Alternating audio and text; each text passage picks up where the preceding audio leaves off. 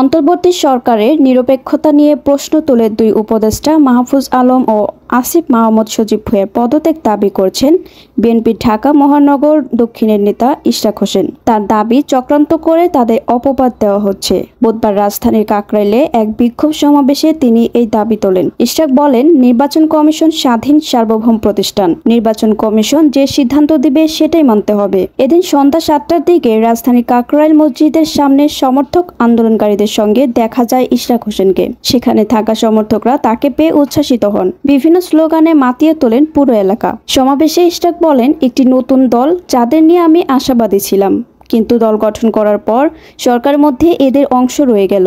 কাজেই নিরপেক্ষ সরকার আমরা পাইনি। স্থানীয় সরকার উপদেষ্টা জনাব আসিফ মাহমুদ সজীব ভুঁইয়াকে অবিলম্বে পদত্যাগ